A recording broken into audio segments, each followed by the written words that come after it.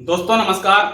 मैं शोभित मिश्रा स्वागत करता हूं आप सभी का अपने YouTube चैनल यूनिक सॉल्यूशन में।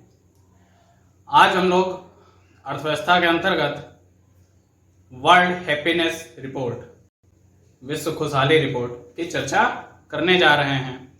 तो देखते हैं और समझते हैं इस शीर्षक को। इससे पहले आपसे कहता हूं कि अगर आपको वीडियो पसंद आता है तो आप वीडियो को लाइक करें और चैनल से जुड़े रहने के लिए चैनल को सब्सक्राइब करना ना भूलें। तो सबसे पहले जो इसमें हमारे पास टर्म है वह है खुशहाली।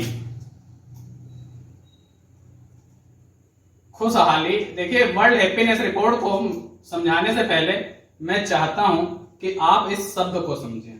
खुशहाली, जिसको इंग्लिश में कहेंगे हम लोग हैप्पीनेस, ठीक है। यह हैप्पीनेस अगर आपसे कहा जाए या खुशहाली क्या है, खुशहाली से आप क्या समझते हैं? तो देखिए, खुशहाली का अगर मतलब देखा जाए तो इसका मापन दो आधार पर कर सकते हैं। एक तो भाव पक्ष के आधार पर, एक इसका मापन जो है दो प्रकार से कर सकते हैं। एक तो भाव पक्ष के आधार पर, दूसरा इसका मापन कर सकते हैं मूल्यांकन के आधार पर। भाव पक्ष के आधार पर, दूसरा इसका मापन कर सकते हैं मूल्यांकन के आधार पर। तो भाव पक्ष के आधार पर इसका मतलब क्या हुआ? On the basis of emotions. अगर आपसे कह दिया जाए कि खुशहाली से क्या समझते हैं, तो ज्यादातर आप जो इसका आंसर करेंगे वह भाव पक्ष के आधार पर करेंगे। भाव पक्ष क्या है कि आपके पास में आय के सोर्स क्या है, पहले तो आपके मन में इसका यही ख्याल आएगा, ठीक है। आय के स्रोत के बावजूद आप कितनी समाज में संपन्नता पा लेते हैं, आम जन उसी से खुशहाली का मतलब निकालते हैं। तो अगर और इसका सरल अर्थ इसका समझा जाए तो भाव पक्ष के आधार पर, तो इसका मतलब हो सकता है कल आप क्या खुश थे, कल आप क्या खुश थे, ठीक है। कल आप क्या खुश थे। अगर आप कल खुश नहीं है तो अपनी आय के स्रोत बढ़ाने के बारे में सोच रहे हैं और उससे अपनी खुशी का इजहार करना चाह रहे हैं या भविष्य में अपनी खुशी पाना भी चाह रहे हैं। लेकिन मूल्यांकन के आधार पर अगर आप बोला जाए कि वास्तव में मानव के जीवन का मूल्यांकन करके खुशहाली को परिभाषित किया जाए, तो उस आधार पर हम लोग किस प्रकार से कहेंगे? तो इसका क्या अर्थ, सरल शब्दों में अर्थ निकल सकता है, क्या आप अपने जीवन से खुश हैं? क्या आप अपने जीवन से खुश हैं? देखिए, अगर आपको विश्व खुशहाली रिपोर्ट समझना है तो उससे पहले इन चीजों को जरूर समझ लीजिए, आपको फिर वहां पर समझने में ज्यादा रुचि पैदा होगी। तो भाव पक्ष के आधार पर और मूल्यांकन के आधार पर। अब देखिए, इसको जरा और टर्म में समझते हैं, इसको जरा एक विस्तृत टर्म में समझने की कोशिश करते हैं। आज विश्व जो है, बड़ी विचित्र परिस्थिति विश्व में आज मची हुई है या बनी पड़ी है।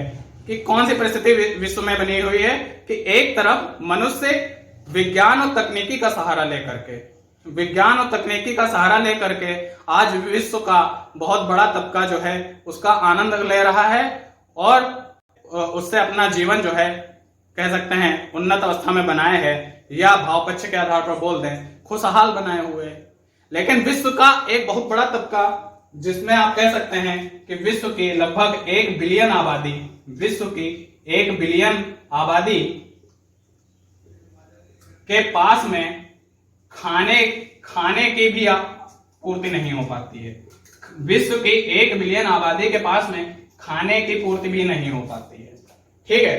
तो एक तबका विश्व का जो है बहुत अच्छी अवस्था में है विज्ञान और तकनीकी का सहारा लेकर के, लेकिन एक तबका जो है 1 बिलियन आबादी का, उसके पास में जो खाने की पूर्ति है वह भी नहीं है, आवास की पूर्ति नहीं है, स्वच्छ जल की पूर्ति नहीं है, स्वास्थ्य सुविधाओं की पूर्ति नहीं है, इसके साथ साथ में शिक्षा की पूर्ति नहीं है। यह सब पूर्तियां तो बाद में, पहले खाने की ही पूर्ति नहीं है।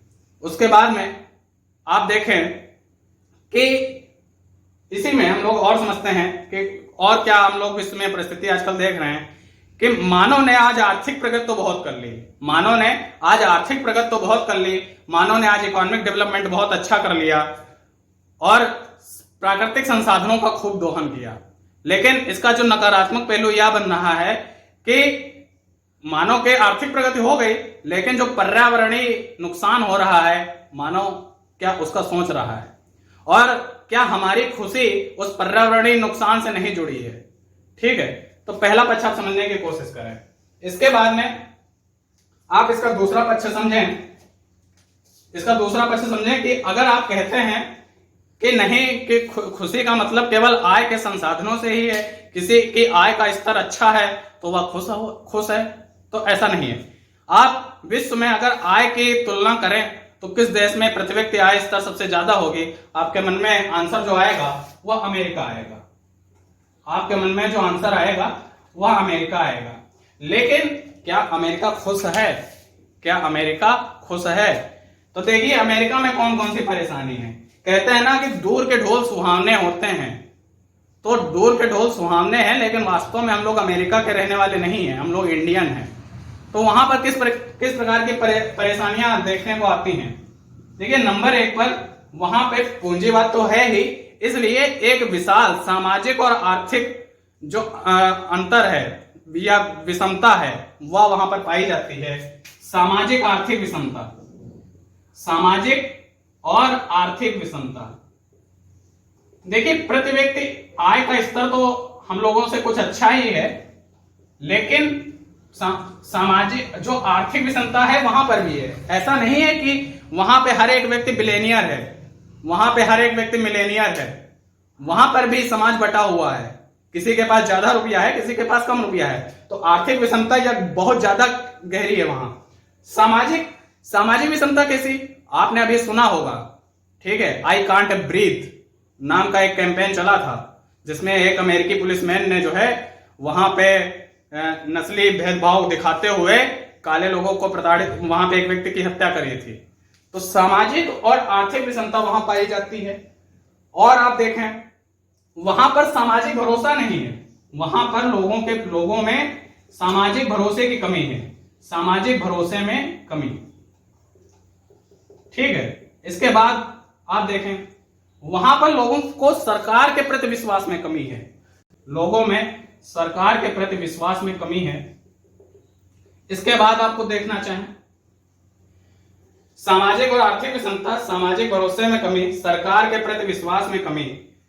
ऐसे अगर आप देखेंगे तो अमेरिका में बहुत सारी हम लोगों को जो है हम लोग देखें जरूर कि वहां पर अच्छे आय का स्तर है, लेकिन उसके बावजूद भी कई कमियां भी हैं। ठीक है, अब आपने इसकी भी चर्चा की।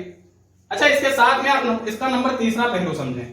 हम लोग भाव पक्ष के आधार पर समझ रहे हैं और मूल्यांकन पक्ष के आधार पर क्या आप अपने जीवन से खुश हैं, इस प्रश्न का उत्तर अभी हम लोग वर्ल्ड हैप्पीनेस रिपोर्ट में समझ लेंगे। लेकिन पहले या तो समझ लें कि भाव पक्ष के आधार पर कल आप क्या खुश थे, क्या ये जो आय की हम लोग सुनते हैं क्या वही सब खुशी का कारण है। अच्छा, नंबर 3 पर हम लोग देखें, नंबर 3 पे क्या हो सकता है। नंबर 3 पे हम लोग देखते हैं कि मानव ने अपनी आय और आर्थिक उन्नति को करने के लिए, मानव ने अपनी आय और आर्थिक उन्नति करने के लिए पर्यावरण का खूब दोहन किया है, पर्यावरण का अत्यधिक दोहन किया है, पर्यावरण का अत्यधिक दोहन किया है। तो जिस समय मतलब कि ऐसी कंडीशन जो वर्तमान में चल रही है वह किस प्रकार की है, वह एक प्रक्षेप गति कर रहा है। मानव की जो इस समय आर्थिक प्रगति है वह एक प्रक्षेप गति कर रहा है। प्रक्षेप गति करने का मतलब कुछ इस प्रकार की मनुष्य गति कर रहा है। कहने का मतलब क्या है कि जिस प्रकार मानव पर्यावरण का दोहन कर रहा है, अगर मनुष्य इसी प्रकार से पर्यावरण का दोहन करेगा तो उसने जमीन से उठ करके ऊंचाइयों को तो पा लिया, जमीन से उठ करके ऊंचाइयों को पा लिया, लेकिन पर्यावरण का दोहन अगर इसी प्रकार होता रहेगा तो फिर से वह एक दिन जमीन पे जाके गिर जाएगा, तो वह फिर से एक दिन जाके जमीन पे गिर जाएगा। तो हमारी सोच क्या होनी चाहिए, हमारी सोच होनी चाहिए कि मानव का जो जीवन है वह अगर इस प्रकार से ना जा पाए, सीधे ना उठ पाए, तो कम से कम हम लोगों ने जितनी ऊंचाइयों को पा लिया है वह ऊंचाइयां तो बरकरार रहें, या उन ऊंचाइयों में सुधार करते हुए और आगे बढ़ें, या उन ऊंचाइयों में सुधार करते हुए और आगे बढ़ें। यह कब संभव हो सकता है? यह कब संभव हो सकता है? जब पर्यावरण जलवायु परिवर्तन के प्रति लोग मतलब कि समझदार बने, जागरूक बने। और इसी को ध्यान में रखते हुए एक टर्म दिया जाता है सस्टेनेबल डेवलपमेंट। एक टर्म दिया जाता है सस्टेनेबल डेवलपमेंट। और यह सस्टेनेबल डेवलपमेंट क्या है? सस्टेनेबल डेवलपमेंट कहने का मतलब यह है कि हम अपने पर्यावरणीय कारकों का इस प्रकार दोहन करें कि अगर आज हमारे पास मौजूद है तो भविष्य में आने वाली हमारी जनरेशंस को भी प्राप्त हो सके, वो भी देख सकें कि शेर किस प्रकार का था, बाघ किस प्रकार का था, विभिन्न प्रजातियां किस प्रकार की थीं। ऐसा नहीं है कि वह केवल किताबों के पन्नों तक ही सीमित रह जाएं, जैसा डायनासोर के भी साथ हुआ। आगे देखते हैं कि इसका नंबर 4 पहलू क्या है। नंबर 4 अगर हम लोग देखिए, हम लोग भाव पक्ष से समझ रहे हैं। देखिए अगर आप यह समझ लेंगे तो बहुत अच्छा लगेगा आपको वर्ल्ड हैप्पीनेस रिपोर्ट समझने में। नंबर 4 पे अगर आप देखें तो नंबर 4 पे आप कह सकते हैं कि आर्थिक प्रगति के साथ साथ में मनुष्य जो है मोटापे का शिकार हुआ है। मनुष्य मोटापे का शिकार हुआ है। मधुमेह की एक बीमारी स्वाभाविक रूप से जन्म ले चुकी है। मनुष्य में हृदयाघात, ठीक है, हृदयाघात, दिल का दौरा पड़ना, इसके साथ साथ में तंबाकू, इसके साथ में सिगरेट, यह अनेक प्रकार के व्यसन और साथ में मानसिक अवसाद जिसे आप डिप्रेशन कहते हैं, इस प्रकार की जो है कई बीमारियां जो है आज जो है मनुष्य के अंदर घर करती जा रही हैं। भले ही देखिए महात्मा बुद्ध, सुकरात और अरस्तु, ये जो हमारे बड़े बड़े दार्शनिक और साथ में महात्मा बुद्ध जैसे लाइट ऑफ एशिया कहे जाने वाले, इन लोगों ने कहा था कि आय जो है वह मनुष्य की खुशी जरूर बढ़ा सकती है, लेकिन इसका मतलब यह नहीं है कि जिसके पास आय है वही खुश हो सकता है कि कम पूंजी वाला व्यक्ति जिसके पास उतनी आय ना हो लेकिन वह भी खुश हो सकता है। कहने का मतलब क्या है, वह किस प्रकार खुश हो सकता है? तो महात्मा बुद्ध ने कहा कि जो महात्मा बुद्ध और सुकरात और अरस्तु, इन लोगों का विचार यही था कि जो भौतिक हम लोग देखते हैं संपन्नता, जो हम लोग सोचते हैं कि वह खुशी का सोर्स है, वह वास्तव में एक मरीचिका है। जो भौतिक संपन्नता है, जो बुद्ध, सुकरात और अरस्तु, इन लोगों का जो विचार है कि जो भौतिक संपन्नता है, ठीक है, यह भौतिक संपन्नता जो है यह वास्तव में एक मरीचिका है। मरीचिका आप जानते हैं, ठीक है, पानी दिखना लेकिन वास्तव में पानी ना होना, तो यह मरीचिका है। तो वास्तव में यह आय जो है केवल एक जो है उसका खुशी का स्रोत नहीं है। आय के अलावा भी बहुत सारे फैक्टर होते हैं जो खुशी का स्रोत होते हैं। कहने का मतलब कि कोई व्यक्ति अगर आय के जरिए अपनी खुशी पाना चाहता है तो हो सकता है कि कुछ समय के लिए खुश हो, लेकिन उसकी जो समय के साथ जब उसकी आय अनुकूल हो जाएगी तो वह पुनः अपनी खुशी के स्तर में आ जाएगा। ठीक है, तो इसके साथ में आपको एक महात्मा गांधी की मैं एक बात बताना चाहता हूं कि जिस प्रकार हम लोग पर्यावरण, हम लोगों की खुशी जो है अभी हम लोगों ने इतना डिस्कस किया, तो आप या तो जानते कि खुशी का स्तर एक लंबा है और यह एक छोटा पहलू है। यह एक छोटा पहलू नहीं है, इसको अगर एक्सप्लेन किया जाए तो यह एक बड़ा पहलू है। महात्मा गांधी ने कहा था कि नेचर हैज इनफ, जो प्रकृति है, nature has enough to complete, nature has enough to complete everyone's need. Nature के पास में मतलब भर का है कि वह हर एक की आवश्यकता को पूरी कर सकता है, but do not have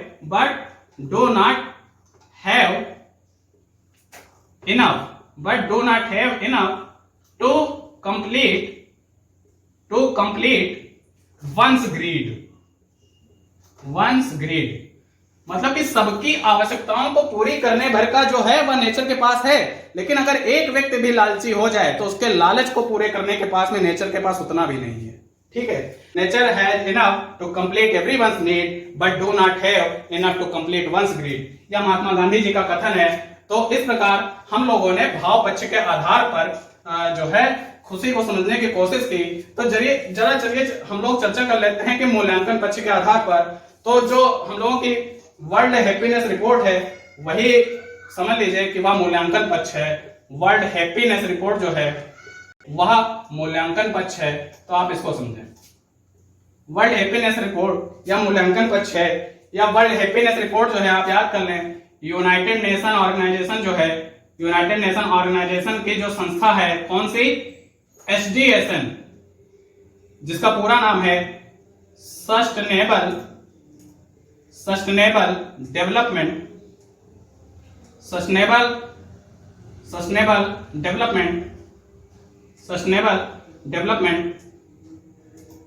and solution network, sustainable development and solution network, इस जिसे शॉर्ट में हम लोग SDSN भी कहते हैं, इस संस्था के द्वारा यह वर्ल्ड हैप्पीनेस रिपोर्ट जारी की जाती है। Sustainable development and solution network, इस संस्था के द्वारा यह वर्ल्ड हैप्पीनेस रिपोर्ट जारी की जाती है। यह यूनाइटेड नेशन ऑर्गेनाइजेशन की एक संस्था है। तो यह मूल्यांकन के आधार पर किन किन तथ्यों को शामिल करती है, देखिए कौन कौन से संकेतक हैं, इन संकेतकों को जरूर याद रखिएगा, ये आपकी परीक्षा के लिए, ठीक है। नंबर 1 पर प्रति व्यक्ति GDP, प्रति व्यक्ति आय को भी शामिल करती है, लेकिन केवल आय ही नहीं है, प्रति व्यक्ति GDP, परचेसिंग पावर पार्टी, क्रय शक्ति तुल्यता के आधार पर। नंबर 2 पर हम लोग कह लें प्रति व्यक्ति GDP हो गया। नंबर 2 पर हम लोग कह सकते हैं सामाजिक भरोसा या सामाजिक विश्वास। नंबर 2 पर आप इसके संकेतकों पर ध्यान दें कि कौन कौन से संकेतक इसको बनाने में यूज किए जा रहे हैं। प्रति व्यक्ति GDP, सामाजिक विश्वास, ठीक है, स्वास्थ्य की जीवन प्रत्याशा, स्वास्थ्य की जीवन प्रत्याशा, ठीक है। इसके बाद हम लोग कह रहे हैं कि जीवन चुनने की स्वतंत्रता, जीवन चुनने की स्वतंत्रता। इसके बाद हम लोग कह लें तो उदारता। देखिए कौन कौन से टर्म जो है SDSN शामिल कर रहा है अपनी रिपोर्ट बनाने में, और भ्रष्टाचार बोध, ठीक है। देखिए भ्रष्टाचार कम होगा तो स्वतंत्रता तो बढ़ेगी ही, ठीक है। तो भ्रष्टाचार बोध मतलब कि भ्रष्टाचार का ज्ञान भी है लोगों के पास में कि भ्रष्टाचार कर रहे हैं, हम लोग जान भी नहीं पा रहे हैं, ठीक है। प्रति व्यक्ति GDP, परचेसिंग पावर पार्टी, क्रय शक्ति तुल्यता के आधार पर, सामाजिक विश्वास, लोगों में एक दूसरे के प्रति कितना विश्वास है तभी तो खुशी होगी, स्वास्थ्य की जीवन प्रत्याशा, लोग लंबी उम्र जीना चाहते हैं, स्वास्थ्य अच्छा करना चाहते हैं, जीवन चुनने की स्वतंत्रता, अपने जीवन में खुद के डिसीजन लेने की स्वतंत्रता, उदारता, लोग एक दूसरे के प्रति कितना उदार होते हैं। अगर किसी के पास में रुपया आ गया है तो और उसके पास मतलब भर का है, और कह सकते हैं आज के समय में जो जिनके पास अच्छा खासा होता है वह भी अपने से कम को कहिए या कहिए जो समाज के दबे पिछड़े वर्ग हैं उनको 10 रुपए देने में भी शर्माते होंगे। तो उदारता, भ्रष्टाचार बोध, लोगों के बीच में भ्रष्टाचार को लेकर के क्या समझ है, उनके साथ हो रहा है, उनको दिख रहा है, क्या उसके प्रति आवाज उठा रहे हैं। इन संकेतकों का उपयोग किया जाता है वर्ल्ड हैप्पीनेस रिपोर्ट बनाने में, और यही जो संकेतक हैं इन्हीं को बोलेंगे मूल्यांकन पक्ष के आधार पर खुशी। और इसके आधार पर हर साल सस्टेनेबल डेवलपमेंट और solution network SDSN, United Nation Organization का यह रिपोर्ट जारी करता है। और नवी रिपोर्ट जो जारी हुई है जो कि करंट की रिपोर्ट है, उसमें इंडिया की रैंकिंग जो है, भारत की जो रैंकिंग है वह 139 रैंक है। कितने देशों में रैंक है यह 149 देशों में, मतलब कि 149 देश लिए गए सर्वेक्षण में, और उसमें भारत के रैंक आप देखिए 139, सबसे लास्ट में ही है हम लोग। कितना खुश हैं आप कल्पना कीजिए, ठीक है, या आप इसका खुद जायजा लीजिए। आगे देखते हैं नंबर 1 पे कौन खुश देश है। नंबर 1 पर फिनलैंड, नंबर 1 पे कौन सा देश खुश है, फिनलैंड। तो उम्मीद है आप समझ पाए कि खुशहाली क्या है। देखिए यह एक विस्तृत अर्थ है, यह तो मैंने बहुत छोटी सी एक इसकी व्याख्या करने की कोशिश की है, लेकिन आप जितना इसके बारे में पढ़ेंगे वह लगभग आपको कम ही दिखेगा। बहुत सारे पक्ष शामिल होते हैं, साथ में वर्ल्ड हैप्पीनेस रिपोर्ट आपको समझ में आया ही होगी, और इसकी इंडिया की रैंक और साथ में करंट नंबर 1 की रैंक को आप याद रखें, यह परीक्षाओं के लिए आवश्यक है। उम्मीद है आपको वीडियो पसंद आया है। वीडियो पसंद आता है तो आप लाइक और शेयर कर दें, साथ में चैनल से जुड़े रहने के लिए चैनल को सब्सक्राइब करें। धन्यवाद।